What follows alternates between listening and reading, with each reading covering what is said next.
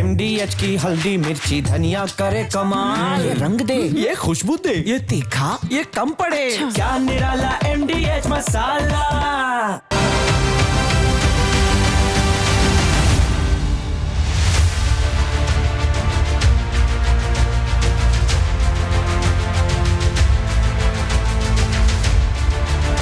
नमस्कार, रिपब्लिक भारत देख रहे हैं आप और मैं हूं अमृत तिवारी। रात के 8 बज चुके हैं और वक्त हो चुका है राष्ट्र सर्वोपरि का। आज राष्ट्र सर्वोपरि में बात होगी बिहार के बदलते सियासी तापमान की, जहां मर्यादाएं अपनी सीमा लांघ चुकी हैं, जहां वोट बैंक की राजनीति में शब्द शर्मसार हो रहे हैं, शब्दों से आगे बढ़कर बात लट्ठबाजी तक पहुंच चुकी है। और साथ ही होगी बात संभल की भी, जहां जुमे के दिन भारी फोर्स की तैनाती है और सालों से खामोश रहे सवाल अब जवाब मांगने लगे। आतंकियों की टॉप 10 लिस्ट में क्या है संभल का कनेक्शन, होगी इस पर भी बात। और आपको दिखाएंगे कैसे साइबर फ्रॉड्स ने एक बुजुर्ग को करीब 1.5 करोड़ का चूना कैसे लगा दिया। इसके अलावा राष्ट्र सर्वोपरि में आपको दिखाएंगे रात के अंधेरे में दर्ज एक ऐसी तस्वीर जो सिस्टम पर सवाल करती है, जो मेडिकल कॉलेजेस पर सवाल खड़े करती है, जो डॉक्टर्स तैयार करते हैं। तो सबसे पहले बात बिहार का भाषा के विकास में महत्वपूर्ण योगदान रहा है। आदिकाल से लेकर समकालीन साहित्य तक, रंगमंच और सिनेमा, हर जगह बिहार ने अपनी अमिट छाप छोड़ी है। महर्षि वाल्मीकि से लेकर फणीश्वर नाथ रेणु तक बिहार की भूमि ने महान साहित्यकारों को जन्म दिया है। लेकिन उसी बिहार में भाषा की मर्यादा को तार तार कर दिया गया। कांग्रेस और आरजेडी के दो युवराज देखते रहे, उनके सामने प्रधानमंत्री को गालियां दी जाती रही, लेकिन गाली पर ताली बजाने वालों के खिलाफ अब बीजेपी ने मोर्चा खोल दिया। इसलिए क्योंकि बात राष्ट्र के प्रधान और उनके सम्मान से जुड़ी।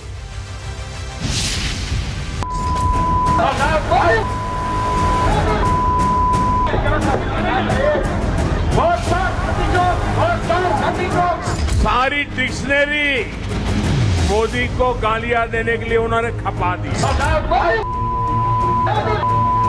मैं डेली 2 किलो, 2.5 किलो, 3 किलो गाली खाता हूं। इससे ज्यादा राजनीति में सार्वजनिक जीवन का कोई पतन नहीं। बिहार के दरभंगा में 28 अगस्त को कांग्रेस और आरजेडी की वोटर अधिकार यात्रा में मंच से एक ऐसी गाली गूंज गई कि शर्म की सारी सीमाएं टूट गई।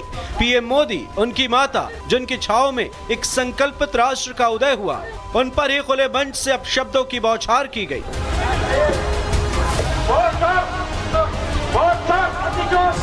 ये किसी नाटक की पटकथा नहीं है, ये राजनीति का अंधेरा चेहरा है जिसे कांग्रेस के कार्यकर्ता मंच से अंजाम दे रहे हैं। सब हदें पार कर दी गई, लोकतंत्र को कलंकित किया गया, शर्म भी शर्मा गई, लेकिन कांग्रेस को शर्म नहीं आई। मैं राहुल गांधी के स्वागत के मंच पर से नरेंद्र मोदी जी की स्वर्गीय माता जी के लिए अपशब्द बोलकर सबसे घृणित काम कांग्रेस के नेताओं ने किया है। कांग्रेस के कुत्सित प्रयासों की घोर निंदा करता हूं और मैं आग्रह भी करना चाहूंगा राहुल गांधी जी के कि जरा भी शर्म बची है तो मोदी जी की, उनकी स्वर्गीय माता जी की और देश की जनता की जरूर माफी मांगे। कांग्रेस की ये बहुत पुरानी आदत है, चुनाव से पहले हार की बौखलाहट सिर्फ मंच बदल बदल कर लौट रही है। कांग्रेस नेता राहुल गांधी खुद चौकीदार चोर है का नारा लगाकर पीएम मोदी को अभद्र टिप्पणी कर चुके हैं। मौत का सौदागर और नीच आदमी जैसे विवादपूर्ण बयान पहले भी कांग्रेस के नेता दे चुके हैं। अब तुम्हारे को तुम्हारी सूरत कितनी बार देखना, हर जगह कितने हैं भाई, क्या आपके रावण के जैसा 100 मुख है क्या है? मुझको लगता है कि ये आदमी बहुत नीच किस्म का आदमी है, इसमें कोई सभ्यता नहीं है। लेकिन कांग्रेस के मंच से अब जो कहा गया उसने बता दिया कि कांग्रेस राजनीति की मर्यादा में नीचता पर उतर आई। आदरणीय प्रधानमंत्री श्री नरेंद्र मोदी जी के प्रति जिस प्रकार की अभद्र नारे लगाए गए हैं, अत्यंत निंदनीय और राजनीति के गिरते हुए अमर्यादित चरित्र को दर्शाता है। हम इसकी निंदा करते हैं। ऐसे घटिया सोच, ऐसी घटिया राजनीति को देश की जनता तिलांजलि देती है। आज मैं सच में कहना चाहती हूँ, एक महिला होने के नाते, कि माँ का अपमान करना ये यही लोग कर सकते हैं जिनको ना धरती माँ से प्यार है, ना भारत माता से प्यार है, और ना ही माँ शब्द का सम्मान वो जानते हैं। फिसलते मंच की मर्यादा का असर सड़क तक पहुंच गया। पटना में बीजेपी और कांग्रेस के कार्यकर्ताओं में हिंसक भिड़ंत हुई। सड़कों पर खूब घमासान हुआ। पटना में बीजेपी कार्यकर्ताओं ने कांग्रेस ऑफिस पर जमकर हंगामा किया। कई गाड़ियों में तोड़फोड़ की गई। कुछ कांग्रेस कार्यकर्ता भी ऑफिस के बाहर निकल आए और फिर आमने सामने खूब लाठी डंडे चले। प्रधानमंत्री जी का अपमान बर्दाश्त नहीं करेगा बिहार, कभी नहीं। ये गुंडा राज कभी नहीं चलेगा। ये गुंडाई है, सरासर गुंडाई है। राहुल गांधी के गुंडों ने हम लोगों के लहूलुहान कर दिया। अपनी माँ के लिए मैं जान कुर्बान को तैयार हूँ। ये सुनने के लिए आधी आबादी है।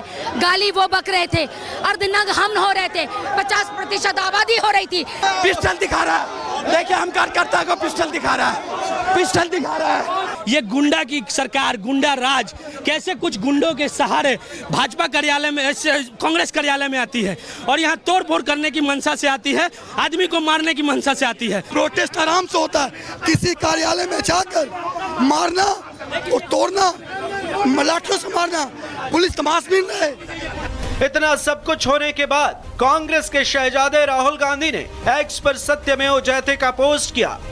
लिखा कि सत्य और अहिंसा के आगे असत्य और हिंसा टिक ही नहीं सकते। मारो और तोड़ो, जितना मारना तोड़ना है, हम सत्य और संविधान की रक्षा करते रहेंगे। सत्यमेव जयते। इधर कांग्रेस और आरजेडी नेता ने तो हद ही कर दी, उल्टा चोर कोतवाल को डांट रहा है। भाई किसने की टिप्पणी? इन्हीं के एजेंट घूमते रहते हैं, करते रहते हैं बदमाशी, और फिर यही मुद्दा बनाते हैं ताकि यात्रा से ध्यान हटा सके। ये बौखलाए हुए हैं हमारी इस यात्रा से। इनकी चोरी पकड़ी गई है, इसलिए बौखलाए हुए हैं। क्या उस मंच पे राहुल जी, तेजस्वी जी या महागठबंधन का कोई नेता वहां था? चिन्हित करिए, कार्रवाई करिए, लेकिन ये हेडलाइन मैनेजमेंट की चीज मत बनाइए कि राहुल जी की और तेजस्वी जी के लोग थे। ना भाई, किसी के नहीं थे। मतलब हद हो गई। कांग्रेस की नीचता को उसके ही शहजादे बढ़ावा दे रहे हैं तो कार्यकर्ता हद पार करेंगे ही। वहीं राज्य महिला आयोग ने जांच रिपोर्ट तलब की और चेतावनी दी कि महिलाओं का अपमान सहन नहीं किया जाएगा। जब भारत की महिला आयोग सक्रिय हो जाए, पूरा देश एक ही बात बोलने लगे कि राजनीति कहां चली गई, मर्यादा कहां टिक गई। आप कहते हैं राजनीति में मर्यादा बनाए रखनी है, लेकिन आपके कार्यकर्ता मंच से मर्यादा को ही तार तार कर रहे हैं। नरेंद्र मोदी से नाराजगी तो सर्वोच्च पद को गाली। क्या कांग्रेस में मर्यादा, नैतिकता खत्म हो चुकी है? क्या कांग्रेस नेता ही कार्यकर्ताओं को बढ़ावा दे रहे? बिहार में हार के डर की बौखलाहट मंच पर दिख रही। और सबसे बड़ा सवाल यह कि गाली देने वाला तो गिरफ्तार हो गया, लेकिन क्या उस मानसिकता को भी गिरफ्तार किया जा सकता है जिसने मंच को कलंकित किया? ये सिर्फ एक राजनीतिक विवाद नहीं है, ये लोकतंत्र का अलार्म है। जहां मर्यादा मंच से मारी जा रही है, तार तार की जा रही है। कांग्रेस ने न केवल राजनीति की मर्यादाओं को तोड़ा, बल्कि उस मातृ प्रतिमूर्ति तक की गरिमा को ध्वस्त कर दिया जिसके आंचल ने इस राष्ट्र को एक संकल्पित नेता दिया। जब राजनीति में मर्यादा खत्म होने लगे, मंचों से अपशब्दों की बौछार होने लगे, जब जनता को लाभकारी नीतियों की जगह विरोधियों को गाली दी जाने लगे, तो समझ जाइए कि पार्टी हार की बौखलाहट से परेशान है।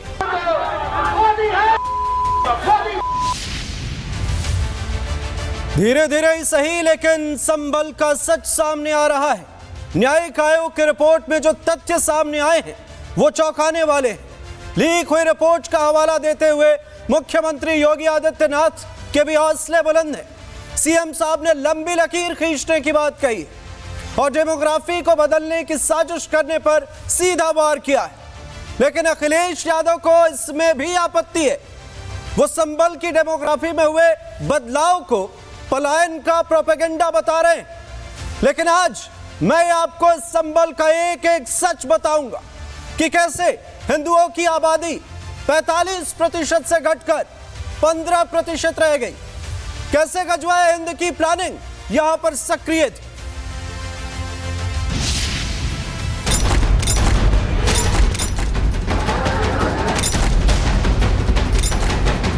कैसे समाजवादी पार्टी और कांग्रेस के समय में चुन चुन करके हिंदुओं को निशाना बनाया जाता था।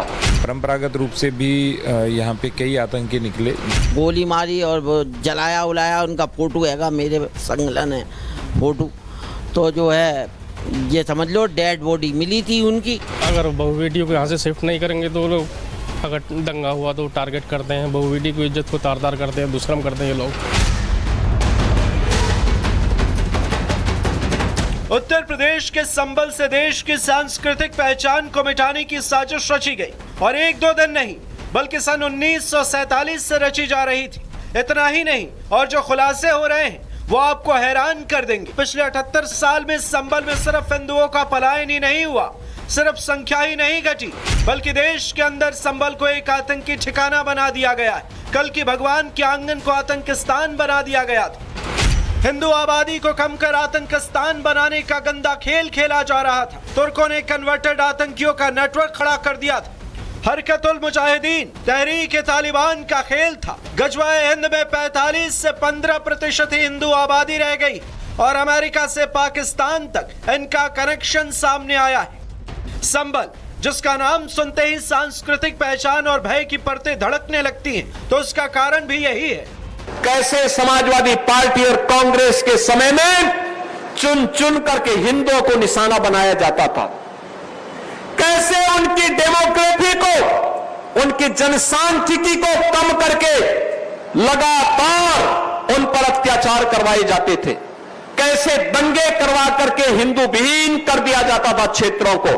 लेकिन आज एक डबल इंजन की सरकार है, डेमोग्राफी को भी नहीं बदलने देगी और जो भी डेमोग्राफी को बदलने का दुस्साहस करेगा उसको स्वयं पलायन करने के लिए मजबूर होना पड़ेगा।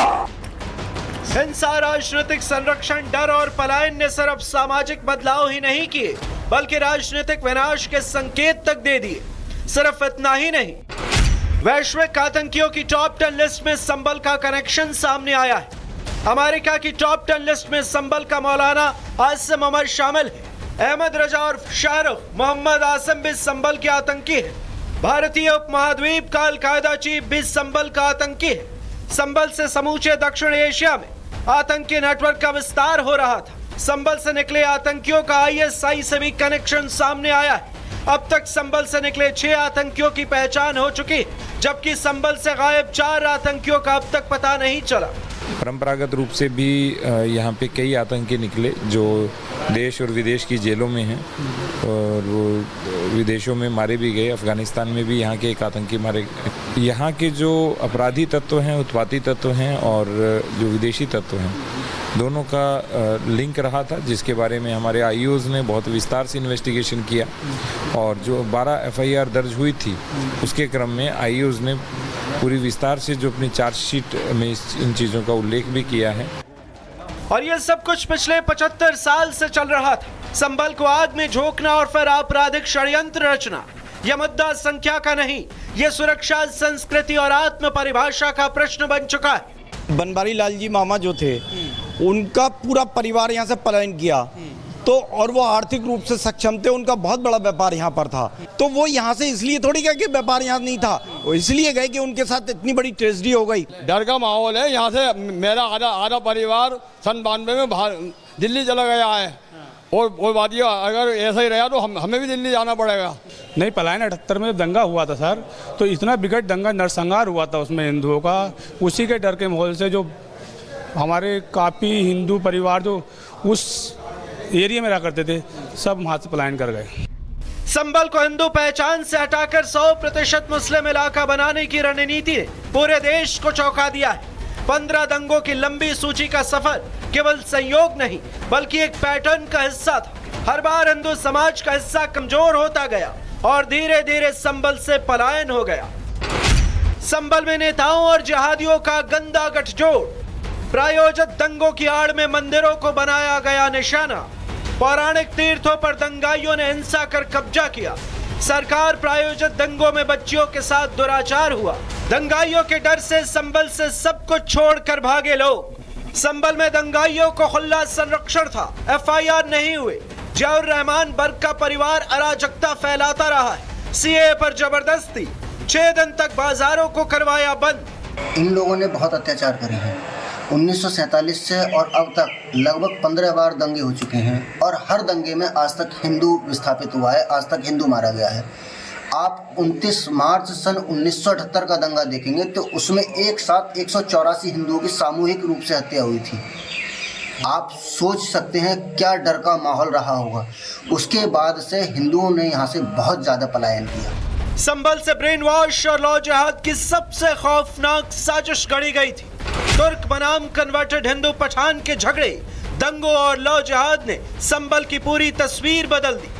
अब वो टांट पे दुबक रहे थे, धुआं नीचे मुरारी लाल जी को जलाया था जिंदा, तो उन्हें जलाया था तो वो आग जो ऊपर को धुआं गया तो वो धुएं से उन्हें बर्दाश्त नहीं हुआ। मई जून की तपती गर्मी थी तो जो है उसमें जो धुआं बर्दाश्त ना हुआ, नीचे कूद गए तो उनके गोली मारी और वो जलाया उलाया। उनका फोटो हैगा, मेरे संगलन है फोटो, तो जो है ये समझ लो डेड बॉडी मिली थी उनकी।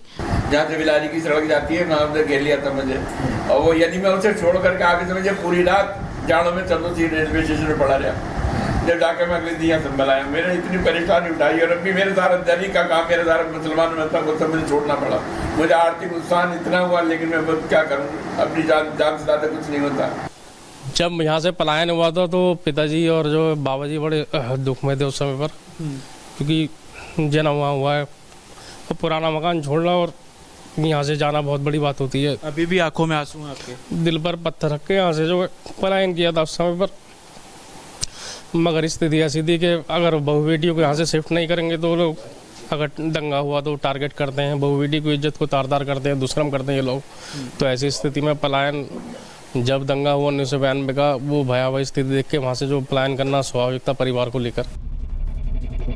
24 नवंबर 2024 को ऐसा पहली बार हुआ कि योगी राज में दंगों से हिंदुओं की जान बची। लेकिन सवाल ये, क्या संभल में हिंदू पहचान का अंत हो रहा है? क्या संभल को 100% मुस्लिम इलाका बनाना था? क्या संभल से ही देश को आतंकिस्तान बनाना था? इन दंगाइयों को सपा ने संरक्षण क्यों दिया?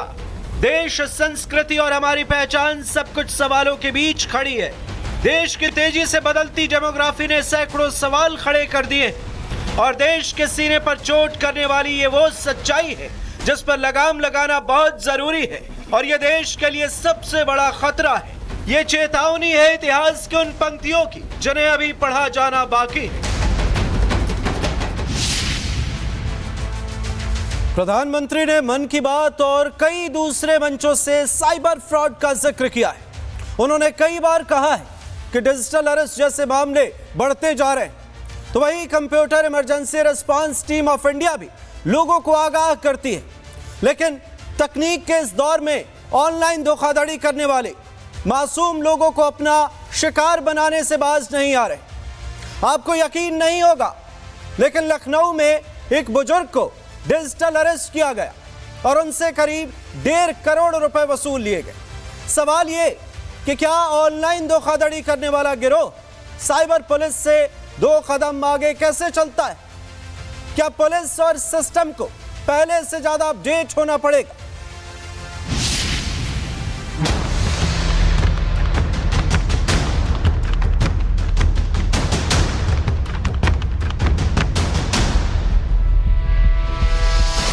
आपके सालों की कमाई जो बैंक अकाउंट में है चंद सेकंड में गायब हो सकती है। कभी फोन पर आए ओटीपी से, कभी किसी लिंक पर क्लिक करने से और कभी कोई इमेज डाउनलोड करने से भी, कभी फोन कॉल से तो कभी फोन कॉल पर डरा धमका कर। धोखे का कोई चेहरा नहीं होता, पर डिजिटल अरेस्ट का होता है। यहां धोखेबाज नकाब बदल बदल कर जालसाजी करते हैं। ये बहरूपिये हैं, कभी जज, कभी कोई पुलिस अधिकारी तो कभी सीबीआई क्राइम ब्रांच वाले बन जाते हैं। फर्जी चेहरे के साथ आपके सामने आते हैं। वैसे तो अवध अपनी शाम और सियासी तापमान के लिए जाना जाता है, लेकिन इस बार सुर्खियों में बुजुर्ग के साथ हुए 1,29,00,000 की साइबर ठगी की वजह से है। लखनऊ में 100 वर्षीय बुजुर्ग और उनके बेटे से 1.25 करोड़ रुपए की ठगी का मामला सामने आया है, जिसमें ठगों ने खुद को सीबीआई अधिकारी बताकर डिजिटल अरेस्ट वारंट का डर दिखाया और बुजुर्गों को मनी लॉन्ड्रिंग में फंसाने की झूठी कहानी सुनाई। वीडियो कॉल करके उनको लगातार दबाव बनाकर पिता पुत्र से उन्होंने इस तरह से 1.25 करोड़ रुपए ठग लिए। उत्तर प्रदेश की राजधानी लखनऊ में 100 वर्षीय बुजुर्ग और उनके बेटे से 1.25 करोड़ रुपए की ठगी का मामला सामने आया है, जिसमें ठगों ने खुद को सीबीआई अधिकारी बताकर डिजिटल अरेस्ट वारंट का डर दिखाया और बुजुर्ग को मनी लॉन्ड्रिंग केस में फंसाने की झूठी कहानी सुनाई। वीडियो कॉल करके लगातार दबाव बनाकर पिता पुत्र से 1.25 करोड़ रुपए ठग लिए। दरअसल सरोजनी नगर के सैनिक सोसाइटी में रहने वाले 100 वर्षीय बुजुर्ग को सीबीआई अधिकारी बताकर ठगों ने डिजिटल अरेस्ट का शिकार बनाया है। मनी लॉन्ड्रिंग में शामिल होने का डर दिखाकर बुजुर्ग हरदेव से 21 और 26 तारीख के बीच कुल 1,29,00,000 रुपए ठगों ने अपने बैंक अकाउंट में ट्रांसफर करा लिए। ठगी का एहसास होने पर बुजुर्ग अपने बेटे के साथ लखनऊ के सरोजनी नगर थाने पहुंचे। पुलिस को आप बीती बताई। अब पुलिस मामला दर्ज कर जांच कर रही। पुलिस कभी भी आपको डिजिटली ऐसे अरेस्ट नहीं करती या फिर डिजिटल वारंट नहीं देती है।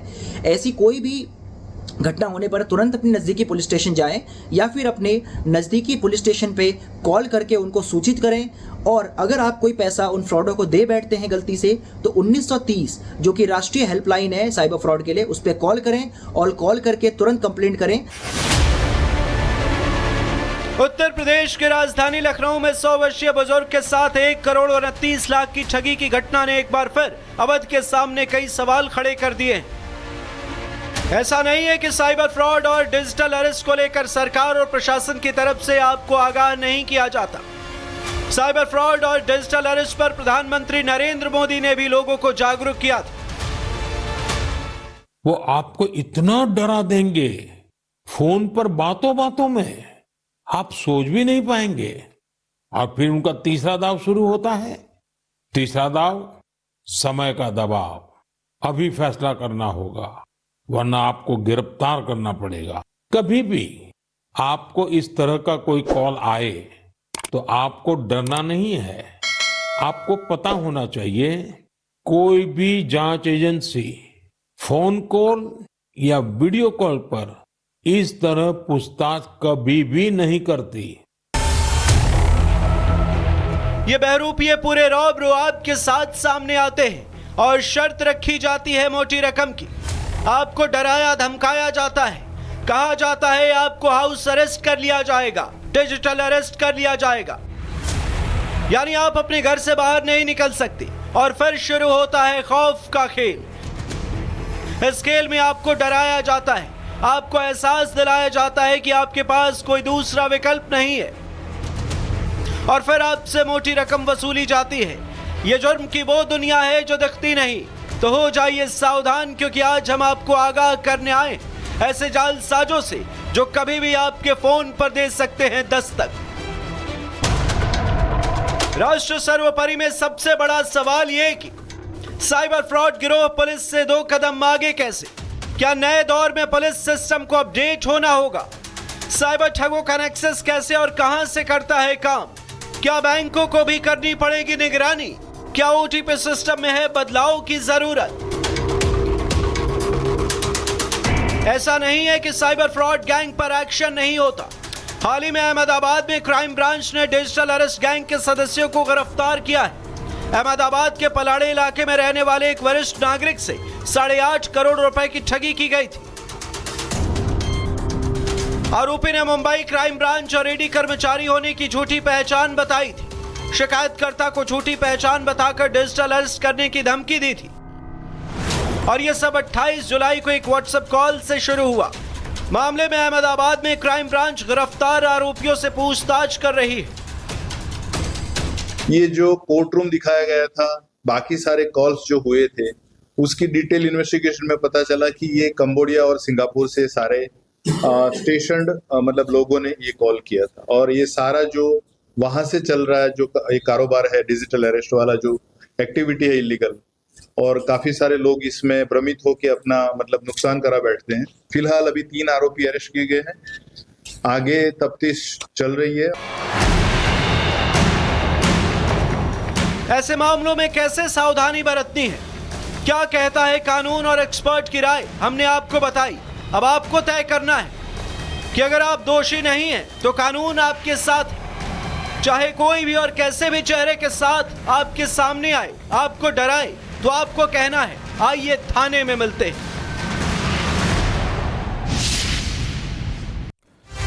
जिंदगी शर्तों और सुविधाओं की लड़ाई में उलझ जाए तो जवाबदेह कौन होगा?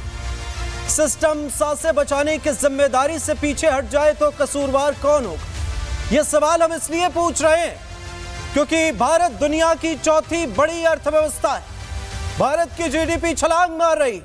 आज ही आए आंकड़ों के मुताबिक जून तिमाही में देश की अर्थव्यवस्था 7.8% तक पहुंच गई। लेकिन इन सब के बावजूद मरीज इलाज को तरसते नजर आते हैं, सिर्फ इसलिए क्योंकि सिस्टम को मरीज की जान से ज्यादा अपनी फिक्र है। आपको दिखाते हैं अलीगढ़ से आई एक ऐसी कहानी जो साबित करती है कि सिस्टम लापरवाह था, लापरवाह है और शायद लापरवाह ही रहेगा।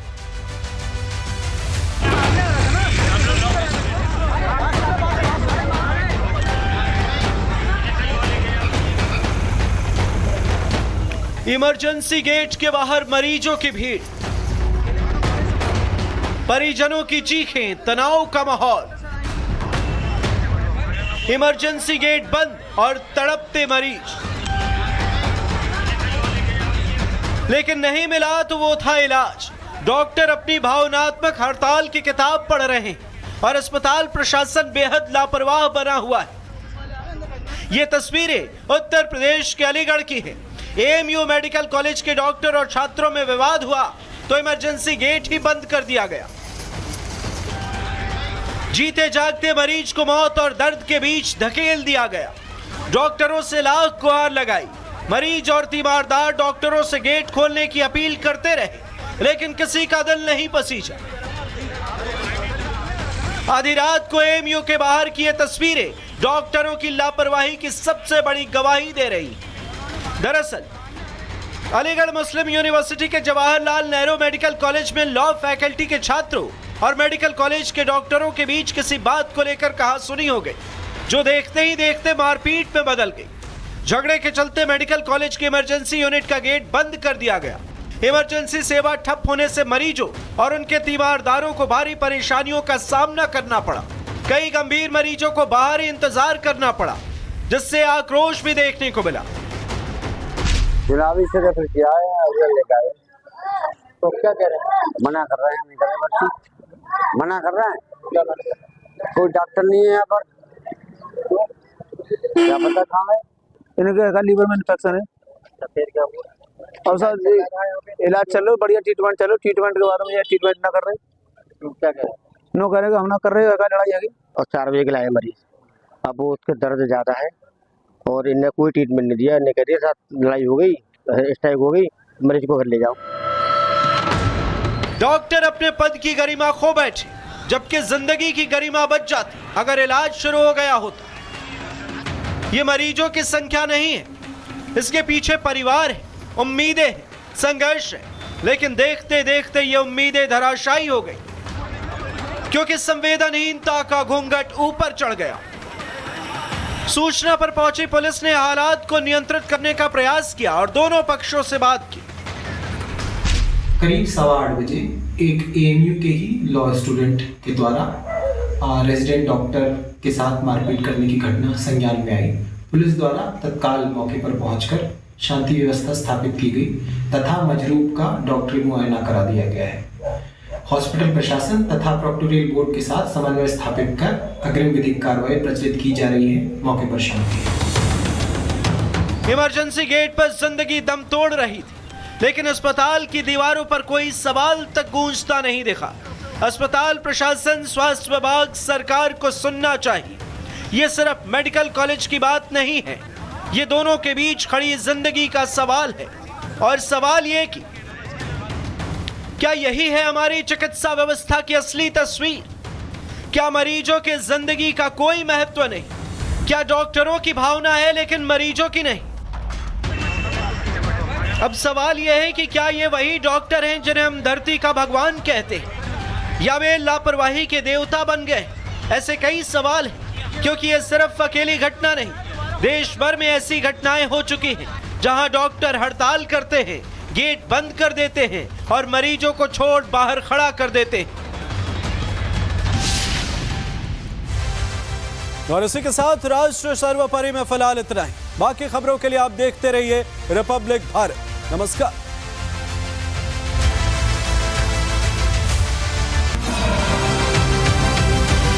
अब आया असली स्वाद। अब आया स्वाद। जब स्वाद के पड़े हो लाले तो MDH का चंकी चाट मसाला डालें। MDH का चंकी चाट मसाला।